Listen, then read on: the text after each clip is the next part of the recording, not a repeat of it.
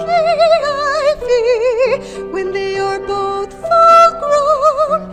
Of all the trees that are in the wood, the holly bears the crown. The rising of the sun and the running of the deer, the playing of the merry organ, sweet singing in the choir. The holly bears a blossom as white as lily flower, and Mary bore sweet Jesus Christ to be our sweet Savior. The rising of the sun and the running of the deer, the playing of the merry organ, sweet singing in the choir. The holly bears a berry as red as any blood, and Mary bore sweet Jesus Christ to do poor sinners good. The rising of the sun and the running of the deer, the playing of the merry organ, sweet singing in the choir. The holly bears a prickle as sharp as any thorn, and Mary bore sweet Jesus Christ on Christmas Day in the morn. The rising of the sun and the running of the deer, the playing of the merry organ, sweet singing in the choir. The holly bears a bark as bitter as any gall, and Mary bore sweet Jesus Christ for to redeem us all. The rising of the sun and the running of the deer, the playing of the merry organ, sweet singing in the choir. The holly and the ivy, when they are both full grown. Of all the trees that are in the wood, the holly bears the crown. The rising of the sun and the running of the deer, the playing of the merry organ, sweet singing in the choir.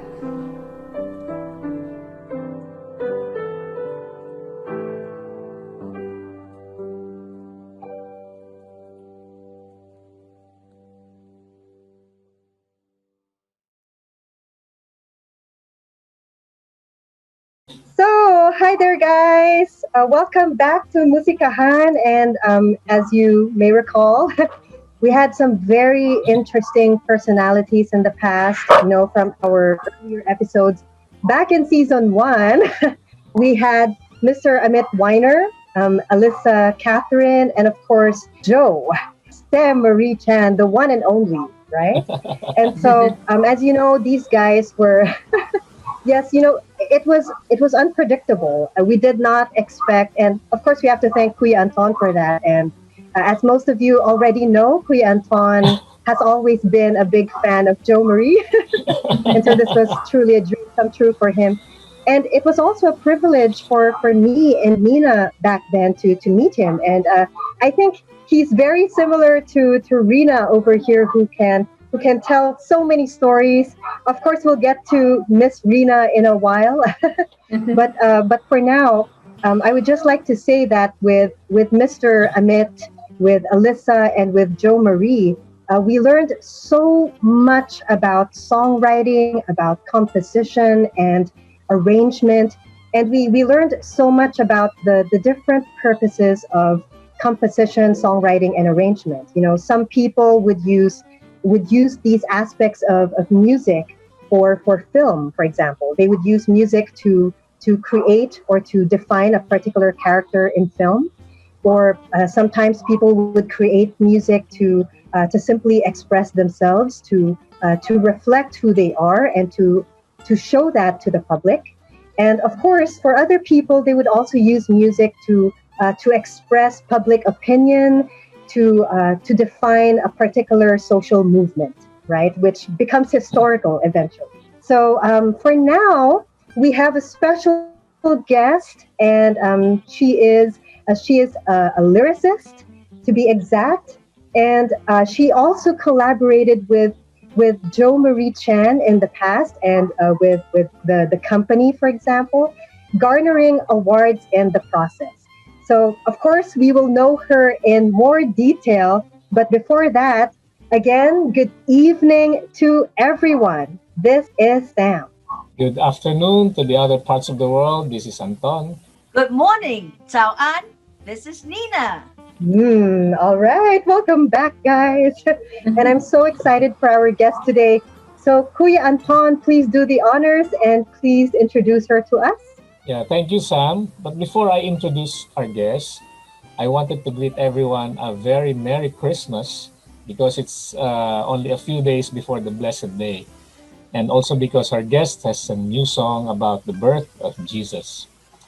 Now she's a lyricist and a two-time Awit Award winner.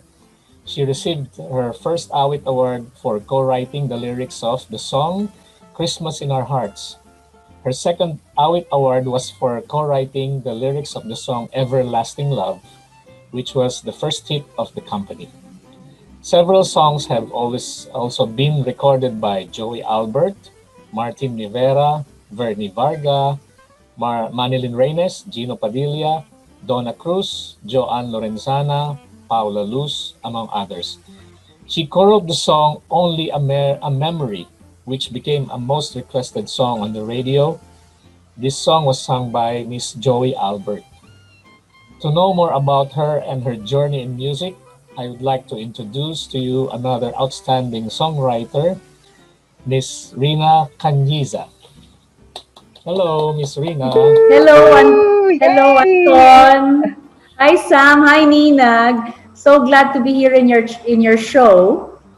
What an honor. Yes, Thank thank you you. also. Welcome, welcome. Yes, thank you so much for accepting our invitation, Miss Rina. And like I said earlier, I look forward to your stories because I feel that your personality is very conducive to that of Joe Marie. I guess when you were working with him, you also spoke a lot and you were able to relate a lot with each other. So I'm very excited for today's discussion. And of course, before that, I would just like to mention, because I think the general public, our viewers right now, do not realize how meticulous the process of songwriting or creating the lyrics could actually be. So that is actually something that I personally, as a musician, am also very interested in. I would just like to ask, what particular routine do you have when writing lyrics? And what are some facets of language or literature that you incorporate into the lyrics? Yes, thanks, Sam, for the question.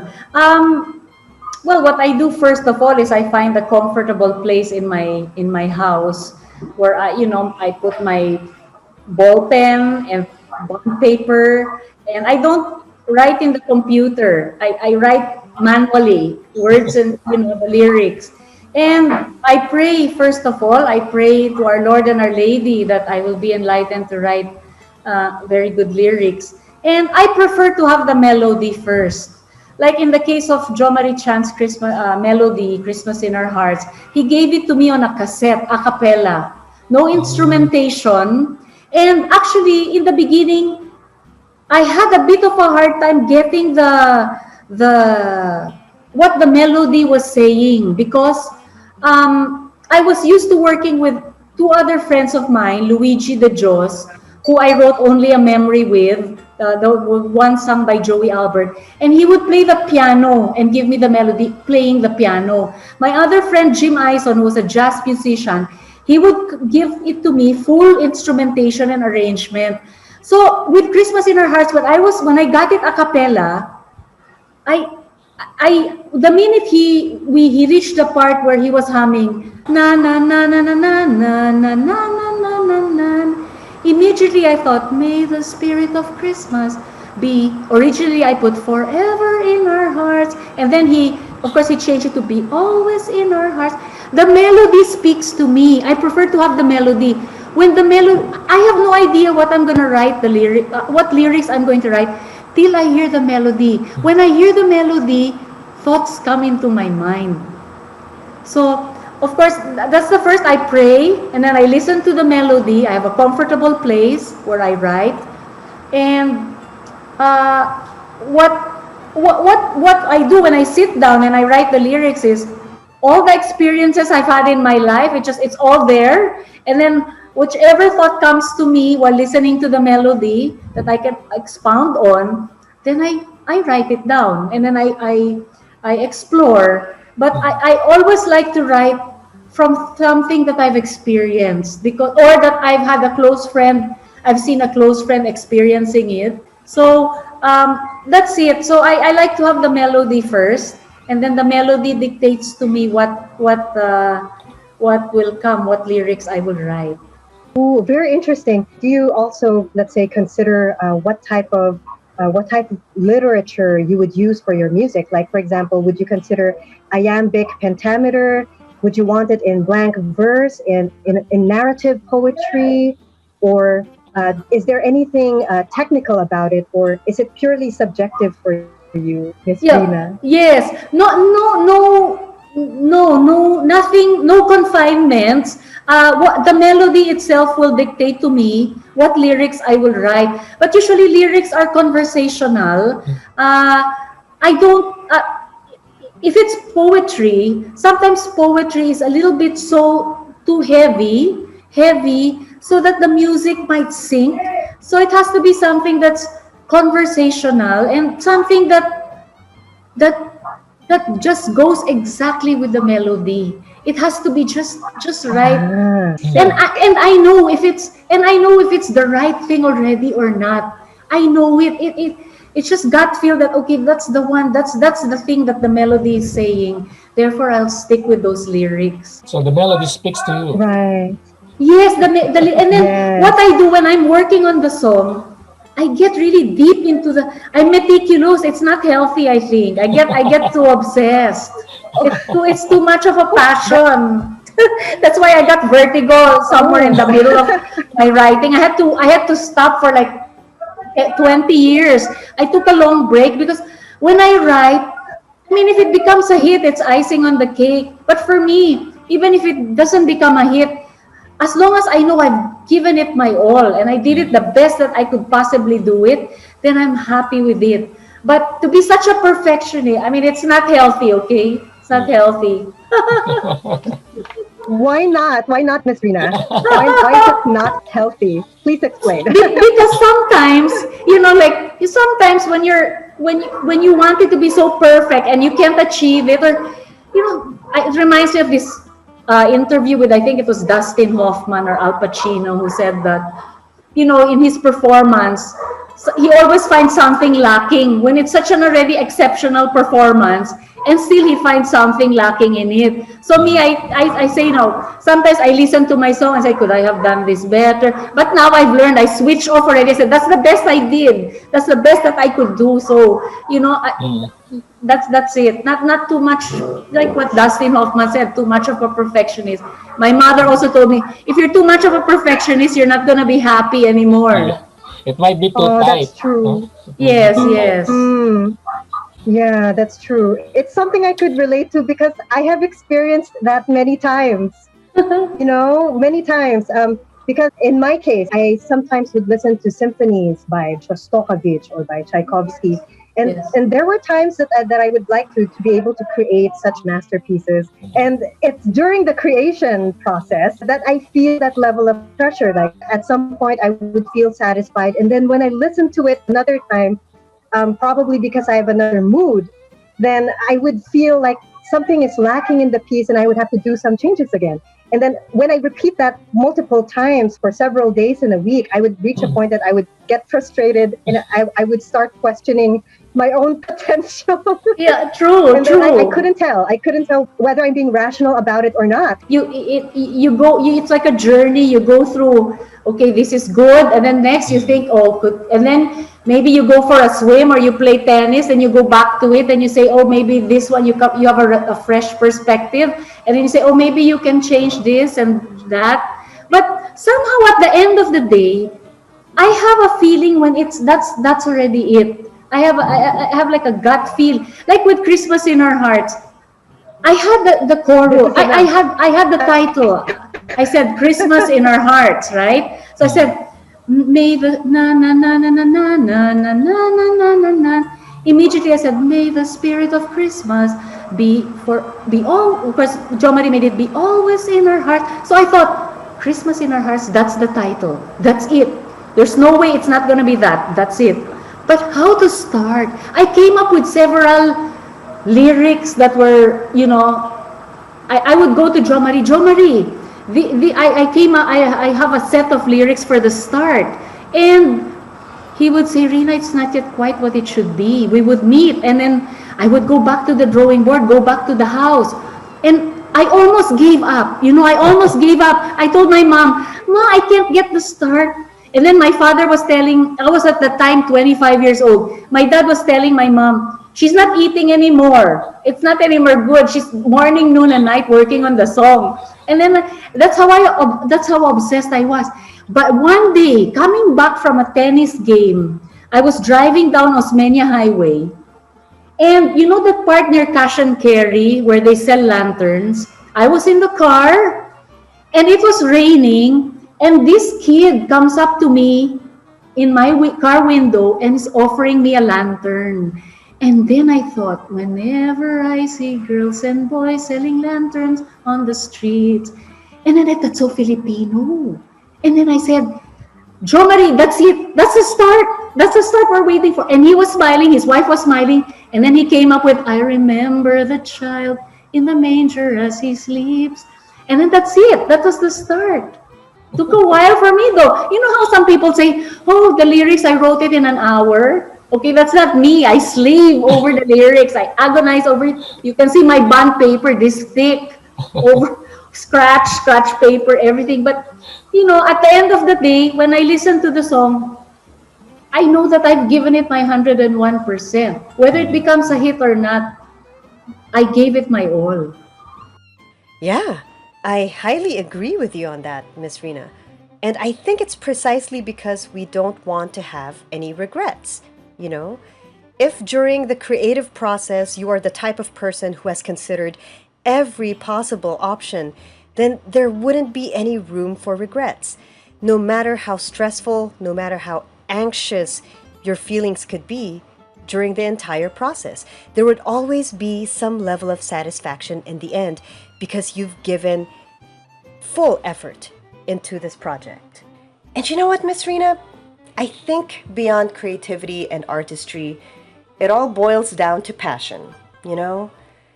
If you are truly ardent about something, it would not matter how many obstacles you would have to face, and it would not matter how arduous the entire creative process would be, because the most important thing for you at the end of all this is that you've given your all.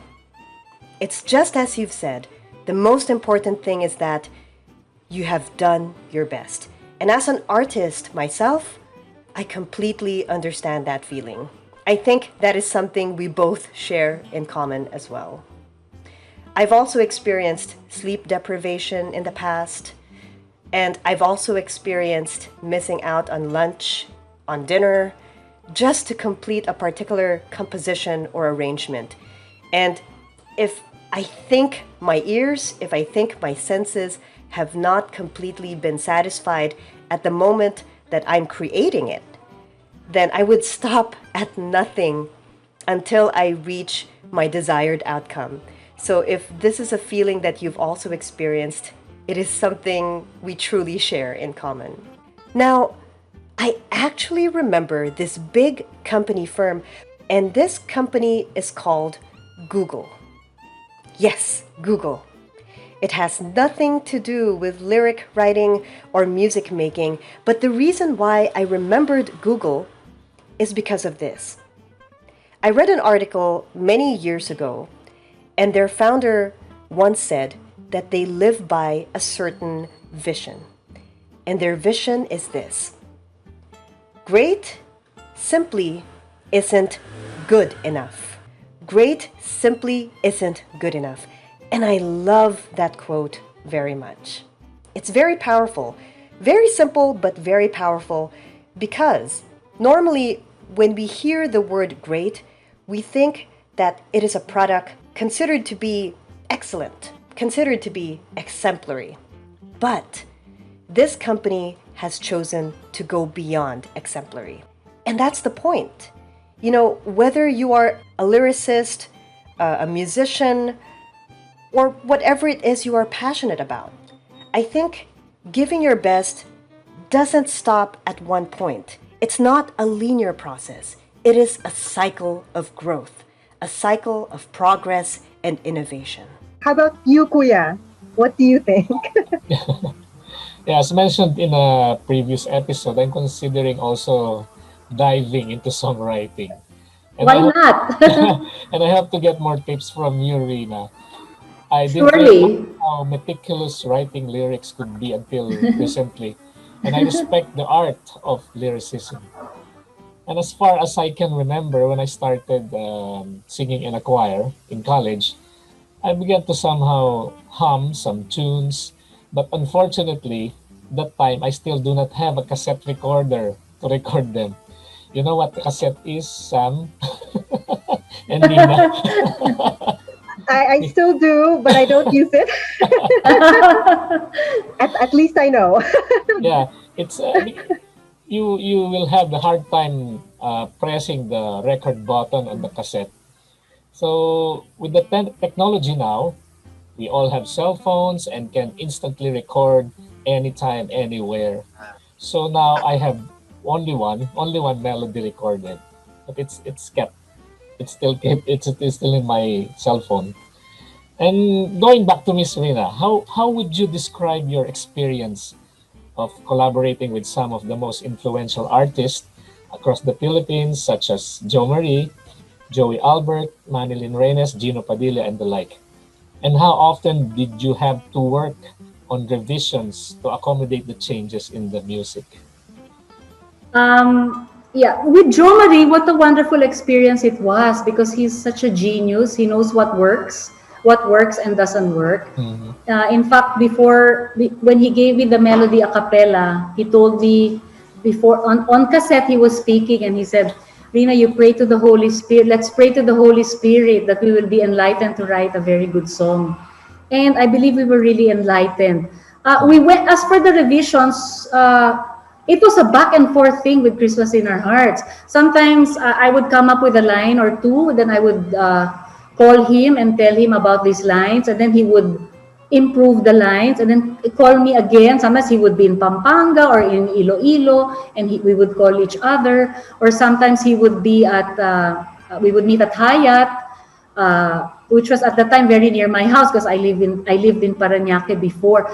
But in terms of the melody of Christmas in Our Hearts, it never really changed. Mhm. It was as is the way it was given to me. That's how it eventually it was recorded. So just the lyrics, we were back and forth with it. And then with Only a Memory, with Everlasting Love, which I wrote with Luigi the Jos, my friend, and with Moy Ortiz of the company, the melody also came first. Luigi was playing the piano. And when he gave it to me, I came up with the lyrics pretty quickly, but there was no bridge. And so when I submitted it to Moy Ortiz of the company, because they were coming up with their very first album, Moy came up with the music and lyrics of the bridge. So parang it completed the song. So, but the melody did not change also. It was more or less the way it was when Luigi played it on the piano. And Joey Albert naman, she's a wonderful songwriter because she wrote Ikaw Lang Ang Mamahalin with Louis Ocampo. Early on when I was a starting songwriter, she used to give me advice which I really appreciate. And I learned a lot from her. Rina, when you come up with the lyrics, don't make them long lines because if they're really, really long lines, they become chants. If you could work with another artist again, who would it be next time? Would it be Joe Marie again, or do you have anyone else in mind? In terms of who I would also like to write with, I'd love to write with an international artist like who?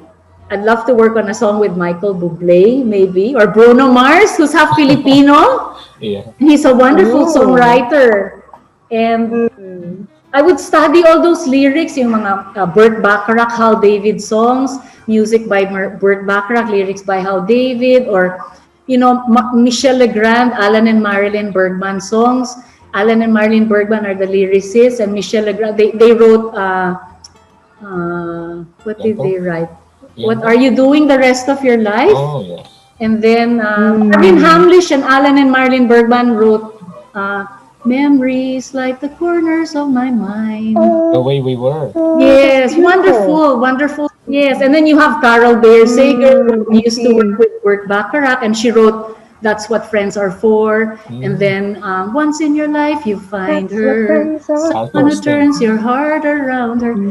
I would study all those. I had a book called The Craft of Lyric Writing, and then I would study that, and then I would listen to all the old songs, Broadway songs. Ang galing. Nina, ang galing means okay. Excellent.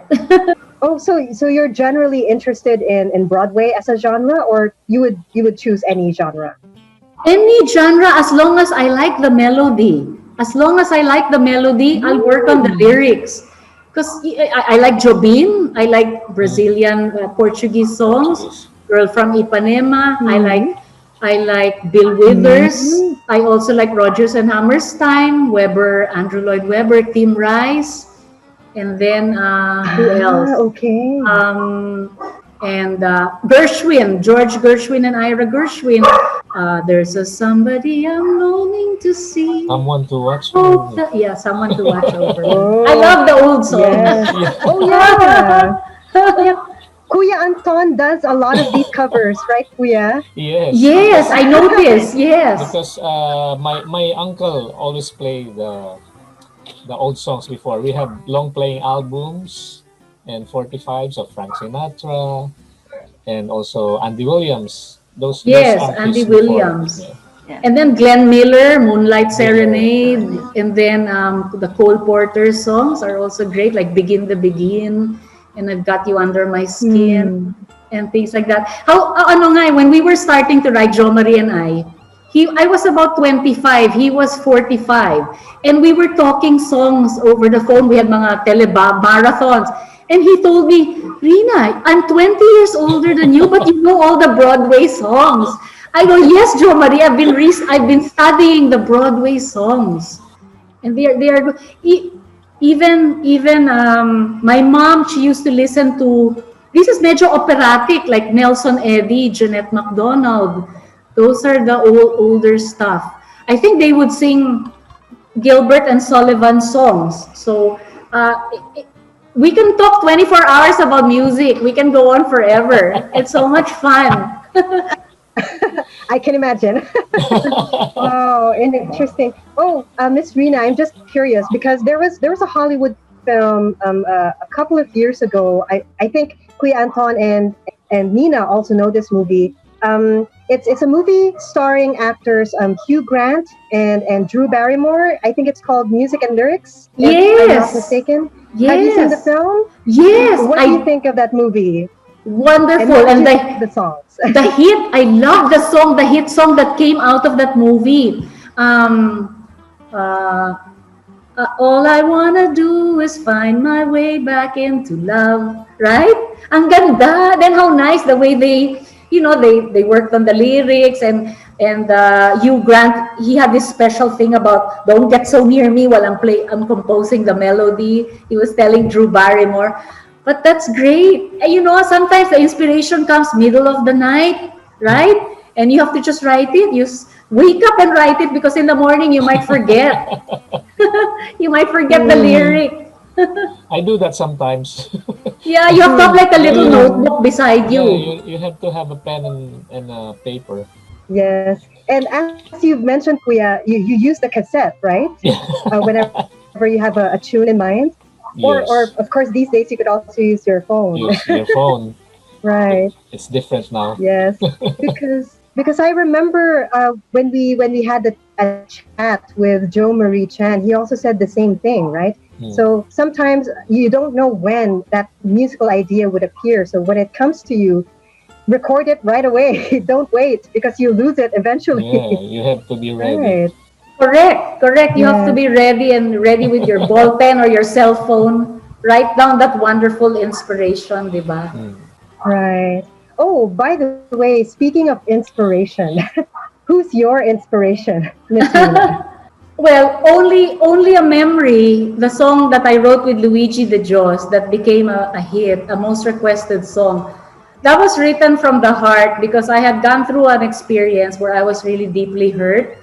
And so when I received Luigi's melody, when I got his melody, I immediately thought the melody when I heard it, the chorus, when I heard the chorus, I thought, it's only a memory that I'd like to forget. Can't believe the way that he hurt me. Something that I haven't gotten over yet. So when I wrote that, it was written from the heart. And at that time that I gave it to Joey, it was also good timing because sort of she had just broken off with Louis Ocampo and she was with with Dinah Oh. Records and she was embarking on a new album. So it was sort of fitting. And then she also sang a song of mine called Roses in the Rain, which also sort of depicts her finding love with Ting Pasis, her husband. In fact, that Roses in the Rain, Anton, if you were to ask me, I think that's one of the best. My mom said it's the best lyric I've ever written, Roses in the Rain. In fact, Joey Albert, when she recorded that song for Dinah Records, before she recorded it officially, she asked me for the -1 because I gave it to her in a demo. I had the -1. And she asked if she could sing it. So we went into Green Hill Sound recording studio and she sang it because Sting Passes wanted to hear her right away singing the song. And that one, I would love to give it to someone like Celine Dion. That's my dream to give it to someone like her. And but Wow. it's Well, written thank from the you. heart, written from the heart. Or if I write songs, it's something Mm, I've seen my friend experiencing. You know how they say that sometimes you end up with a broken heart, but sometimes you end up Mm. with a song that's Mm. popular. Yeah, yes. that's right. Yes. Precisely because it's from the heart, and Yes. that's how it becomes popular. Yes, because you know, Mm, I read oh. somewhere that if you do not write from experience or from something that is that you know Mm. you know about, so one way or the other, the audience will find out, and they will say, "That's not what I went through. That's not what I felt. That's not what I felt Mm. when I went through that emotion." So I always Mm, tell beginning songwriters, you must write from the heart, write what you've experienced, Mm. must be truthful in what you yes. write. Yeah. Speaking of songwriting, since you've written so many great works, I believe you've prepared a particular musical performance for us today. So, would you like to share that with us? What is the Ye- Ah, song that you have prepared for us? Yes, it's my pleasure to share it with you. I have a new Christmas song called Happy Birthday Jesus. And the featured artists are Brie Bautista and the Play Shop Kids. I wrote this song with my late mother, Trina Caniza, who passed away actually on Christmas Day, December 25, 2006. It's a new release, but I wrote that song in 2004. Uh, I edited it and changed some lyrics in 2012, and I only wrote the second verse last month. So Moy Ortiz of the company vocally arranged it and line produced it, and I think it's the definitive version already of the song. And I think that Christmas is a birth. It's the birthday of Jesus. So I thought that it would be nice to greet him on his birthday. And so we came up with this recording. And Moy said, Rina, it's a song for kids. And he said, this could be the first OPM Christmas song for kids. So I'm very excited about it. We made a an animated lyric video. And the most important, of course, is that it gives glory to our Lord and Our Lady. Happy birthday, Jesus. Happy birthday, Jesus. Happy birthday, Jesus. Happy birthday, Jesus. Whoa! Yeah, yeah, yeah.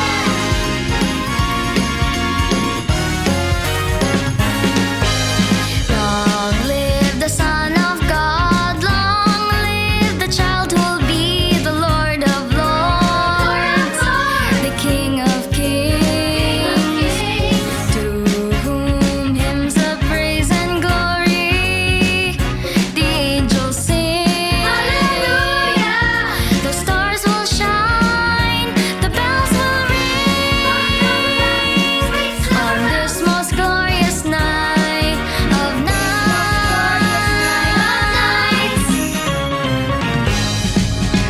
Happy birthday, Jesus. Happy birthday, Jesus. Thank God that you were born. Little baby Jesus will grow up to be our Savior and our Lord.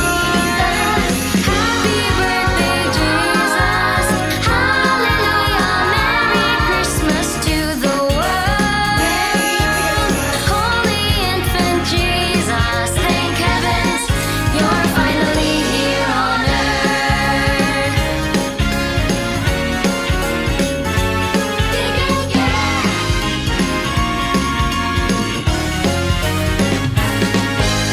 Long live the Son of God. Long live the boy who'll be the Lord of Lords, the King of Kings. Peace, hope, love, and joy and mercy are what He brings. To Him we pray, to Him we sing. Hallelujah! On this most glorious day of days.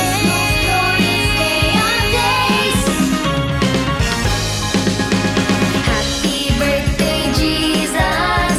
Happy birthday, Jesus. Thank God that you were born. Little baby Jesus will grow up to be our Savior and our Lord. Happy birthday, Jesus. Hallelujah. Merry Christmas to the world. Holy infant Jesus, thank heavens you're finally here on earth. Merry Christmas, everybody! It's that time of year again. Come and sing along with us. Here we go! Happy birthday, Jesus. Happy birthday, Jesus. Happy birthday, Jesus. Happy birthday, Jesus. Happy birthday, Jesus. Happy birthday, Jesus. Happy birthday, Jesus. Happy birthday, Jesus. Happy birthday, Jesus. Happy birthday, Jesus. Thank God that you were born. Little baby Jesus will grow up to be our Savior and our Lord. Happy birthday, Jesus. Hallelujah. Merry Christmas to the world. Holy infant Jesus, thank heavens you're finally here on earth.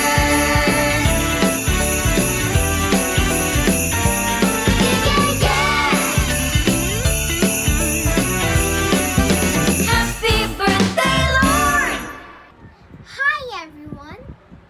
Thank you for listening to our song. Please share the video if you liked it. Merry Christmas, everybody! Happy birthday, Jesus! Hope Oh. Wow, you like that's it. so adorable. Great. Yes. Thank you very much. Thank you.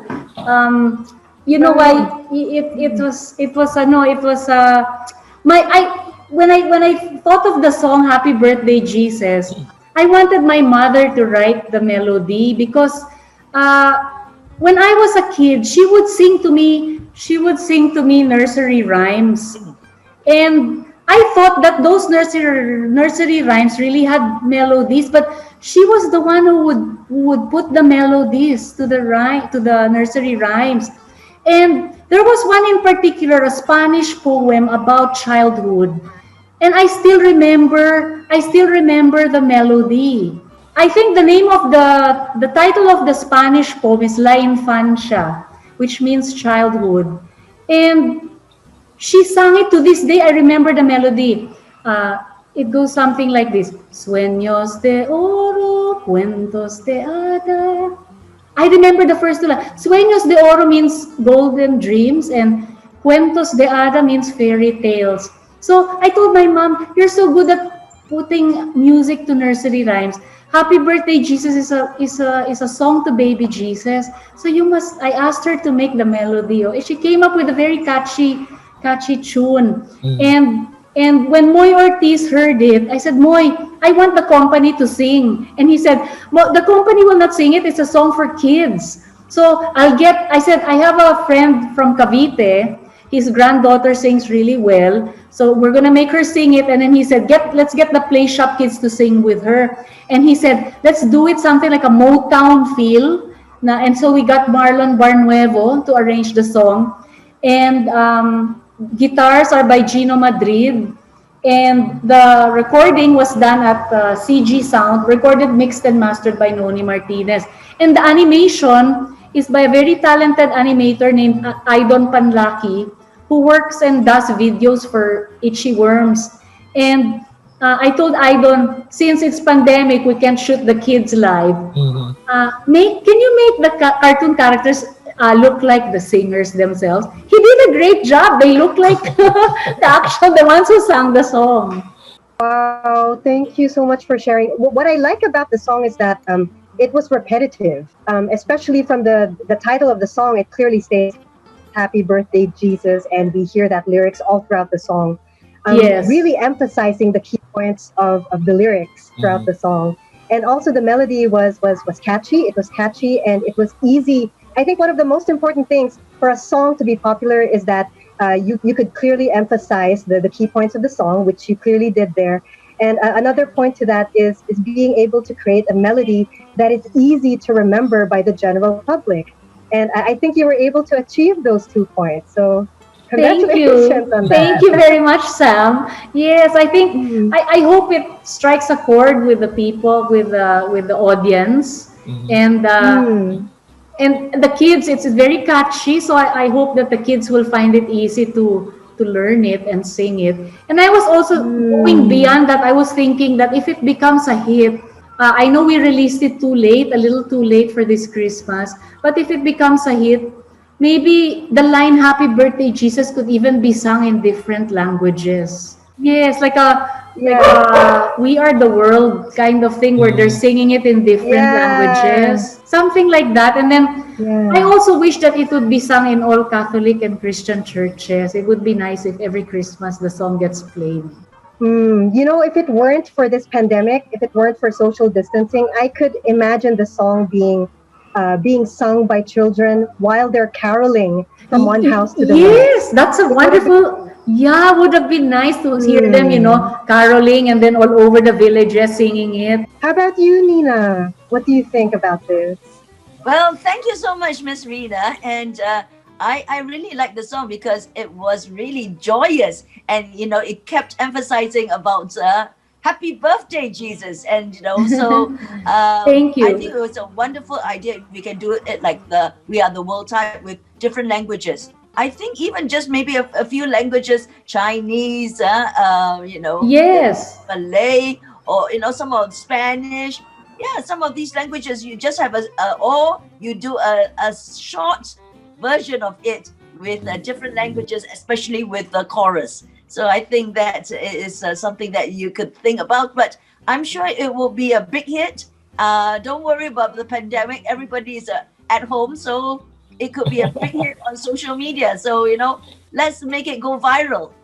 Yes, And yes. and Thank then we you said very much. it was first premiered at muSiCahAn, right? Correct. So muSiCahAn, it first premiered there. yes. So I think it's time to dream impossible dreams. As I said, when in episode one we had Anton Kuya Anton saying in episode one that his dream was to sing with Jose Marie Chan, and it became fulfilled, right? Yes, And yes. yeah, and now I hope that one day your dream for your songs to be sung by Bruno Mars, by Celine Dion, I'm sure it can come true because nothing is an impossible dream.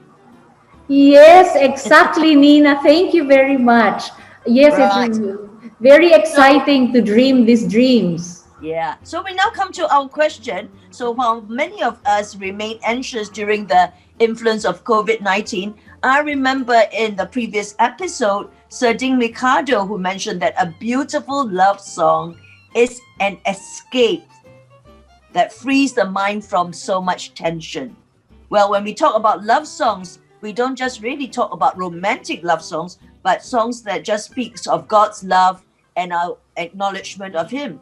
And I think, and I'm so happy to say, Happy Birthday, Jesus is a perfect example of it. Right. I think what you always say about the songs that you have to be authentic. So Happy Mm. Birthday, Jesus is the I think one way of a hit song, it has to be repetitive because it needs to have a hook. If not, everybody will forget. If you say Happy Birthday, Jesus, but something else it goes on and you forget what is the whole purpose of the song, nobody remembers. So $1 million song must have something keeping the audience entranced and Happy Birthday, Hooked. Jesus. I think it's childlike simplicity and it's very catchy and it's so joyful. So I hope that it becomes a big OPM children's hit. Thank you so much, Nina. Thank Yeah. you. And now I come to talk about my favorite librettists and what makes their lyrics so captivating. So I'm so surprised that the past few days I've been up quite late in the evening listening to Barbara Streisand in the movie The Way We Oh, Live. she's wonderful. And Yes. there was Oh, most favorite movies for two reasons because of her beautiful singing and of course who can forget Robert Redford. I think, and then I was actually googling, and the movie was done when he was 38. So I would think that for a man around that peak. So it's just a really captivating song. For me as a musician, I usually go not from the words, although I was a literature English major.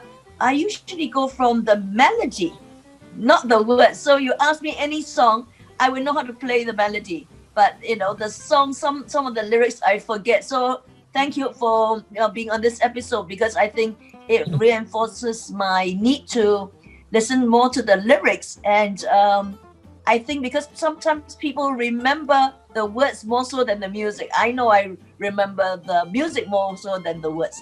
But I will tell you some of my favorite songs. And so if I say some of the words, maybe you can guess and tell me where they come from. On a yes. clear day, You can you see can see. forever. Yes. Alan James, Wow.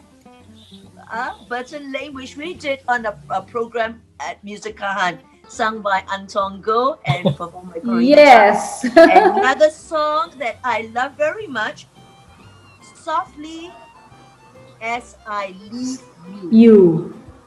And they say the original words by Giorgio Calabrese and English words were by Hal Shaper and music by Antonio Di Vita, right? One very, very old song. And then this one, Portrait. Of my There could love. never be a portrait Of my of love. my love. Love. For Oh, nobody could paint a dream. Dream. You will never see a portrait of my love for miracles are never seen. Wow. Very, very beautiful. Nice. And it comes from, and as I said, another song that I love from from La Mancha, The Impossible Dream. And Oh, always from this yes. book, yes, you're the voice from Matt Monroe. Matt So while I Monroe. was Oh, doing that episode, I had this book. So that's why many of the beloved classics, and who can ever forget You Never Walk Alone? The piano accompaniment is also very important, and I tell you, just to play that one song, I had to take so many takes because it has to be correct, so I can truly understand when you say that, oh, the introduction is not there. Even just to play the introduction, and even when we were listening to many other versions of some songs, for me, if they have a piano and accompaniment and a voice, I sometimes listen to maybe 10 recordings, and I listen and say, oh, this pianist plays this and does it the best with this singer. Most people would just say, isn't it the same? So again, coming from that point, when you say the words are not right, for me, I say the feeling is not right. And then correct. and sometimes even when we do a take, sometimes the beginning is good, but somewhere in the middle might not be that good, and then the ending is good. So sometimes you don't even have a perfect take. So I can understand when you say that you can be obsessed, because when I record, it's like it's not good enough, and then people say, "What's going on? It's getting late. Why you must take so many takes?" Music and words together. I think the words enhance the music. Right, that is the perfect marriage, and then when, as I said again, when listening to The Way We Were, I think the words match so much. Lyrics improves the entire structure. And so, I believe the question we should really be asking ourselves is how? How does lyrics create something meaningful? How does lyrics combined with music create an artwork, a masterpiece? So, Miss Rena, I think the answer to that question lies in our ability to find the commonalities or similarities between music and lyrics. And yes, again, it is quite apparent. Both of them are languages. They are languages that each and every one of us on earth can understand and can relate to because of our personal experiences, which we share with one another. But you see, there is some difficulty. Like, for example, with instrumental music, we have a variety of options to choose from. We are open to so many different interpretations, and I think that is the problem. It's so difficult to decide whether logically or subjectively which would be more or most appropriate for a particular piece of instrumental music, unless you hear the explanation from the composer and arranger himself. Now, if we talk about music and lyrics, when we have lyrics with the music, it helps give a more direct, a more straightforward understanding of what the story of the song is all about. And that, Miss Rena, is what I believe is able to create a masterpiece between music and lyrics. And so an example of that is this. So let me hum a familiar tune, and I won't involve the lyrics of the song, no matter how popular the song could be. And it goes like this. Not in its precise key though, because I'm not perfect pitched. So it goes something like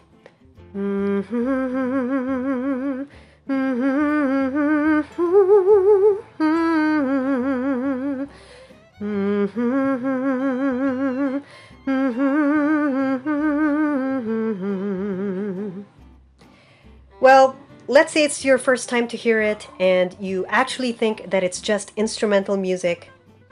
Probably you would still feel at some point that there is some underlying sorrow or melancholy, like something is missing in your life. But that's too general. Unlike if I decided to add the lyrics in the song. Just like this. On my own, pretending he's beside me. All alone, I walk with him till morning. Now it becomes more clear. It becomes more precise because it is now in a language that we have been brought up with. You know, I believe that for our viewers, when you were born and you were raised by your parents or your grandparents or whoever you reside with using the native language of a particular country.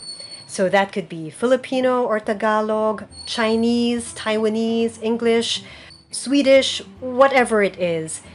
These are languages that have syntax, languages that have syllabication. It's a language that everybody are very much familiar with. And that is why the lyrics really helps to make the music a complete picture.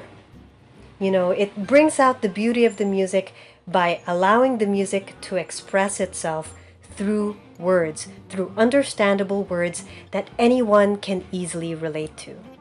I will now come to Yes. the last set of Mm. questions. Are Yeah. you ready, Miss Rina? I'm ever ready, like the battery. Good. Like to know, okay, for our younger viewers, how do we become a professional lyricist? Is there a school that you have to attend? How do we get started? Yes, that's a very good question. Actually, here in Manila, we do not have a school for lyric writing. I myself, since I was very serious about writing, I would order books from the States. And one in particular really it taught me a lot. The book is called The Craft of Lyric Writing by Sheila Davis. And I learned so much from reading that book. And then I had a friend, Ricky Halbuena, who at the time had a big collection of old songs. And he would give me Ella Fitzgerald sings Gershwin, Billie Holiday sings Cole Porter. And I would listen to all those songs. But in terms of school, I think in New York, there's a school called the New School. I don't know if until now they have it. But something that teaches you in particular lyric writing, here there is no school that teaches you that. And Yes. what are some of the legal policies concerning the security of IP, intellectual property, which aspiring artists out there should be aware of? Yes, that's a really good question. Thank you. With my songs, I copyright them at the National Library here in the Philippines. And like I learned from Jo Marie Chan that when we wrote the song Christmas in Our Hearts, he also chose to copyright register it in the Library of Congress in Washington, D.C. So that is enough. That is very good protection for the songs. And then, of course, if you are a member also of here we have the Filipino Society of Composers, Authors, and Publishers, which is PhilSCAP. And in the States, it's ASCAP. And then there's also another company called BMI. I don't know if it's still in operation, Broadcast Music Incorporated in the States. So to be a member of all those organizations, I think will give you also protection. But it starts with copyright. And then there are songs also that are like public domain. I want to give an example. My mother and I, after we wrote Happy Birthday Jesus, we wrote another song called Farewell My Love. But my mother said that part of the melody was adapted from the song Mapari by Friedrich Flotow. So I looked it up in the Library of Congress, made sure that it's public domain. And then so I looked it up and I saw, oh, it's public domain, so you could use it. But things like that, you have to be aware of that. If it's original, you don't copy, right? It has to be original. Or if you're going to get portions of a melody from an old composer, classical, make sure it's public domain. Thank you, everyone, for coming. So once again, this is Sam. This is Anton. This is Nina. Stay safe and God bless.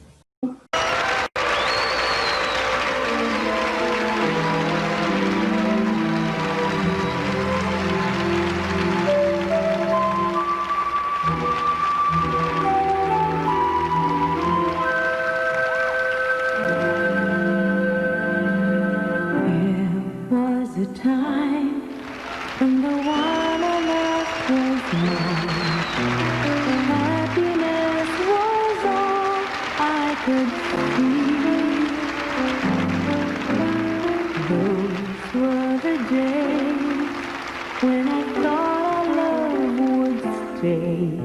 I really thought I had something real. It's only a memory that I'd like to forget. Can't believe the way that he hurt me. It's something that I haven't gotten over yet.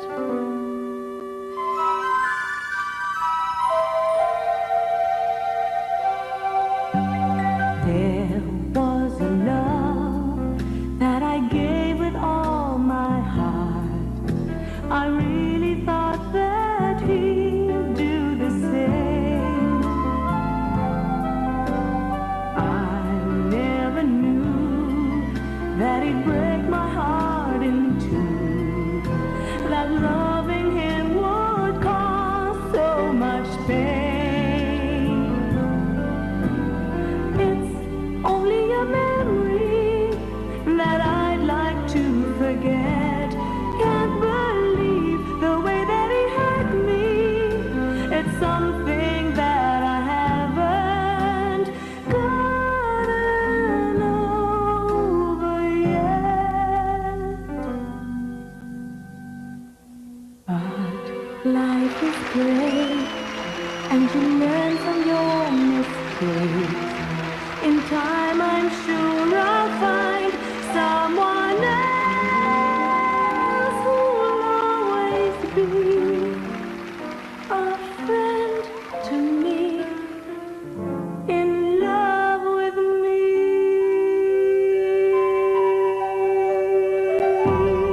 It's only a memory that I'd like to forget. Can't believe the way that he hurt me.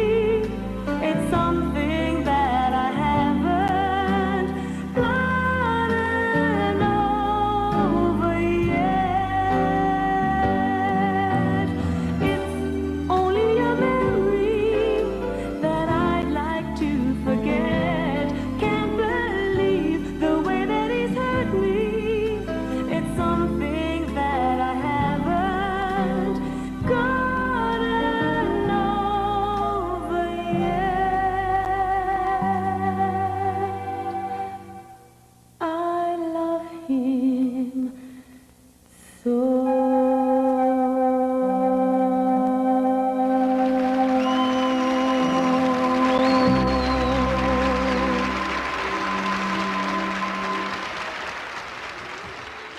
Hi everyone. I have a new Christmas song out and it's called Happy Birthday Jesus. Digitally released on Spotify, YouTube, and all digital platforms. Kindly listen, please listen to the song. Hope you like it, view it, and share it even more. It's about Jesus. It's my birthday greeting to baby Jesus on Christmas Day. Please join me in greeting baby Jesus. Happy birthday. So it's Happy Birthday Jesus featuring the singers Brie Bautista and the Play Shop Kids on YouTube, Spotify, and all digital platforms, distributed by Star Music. Thank you.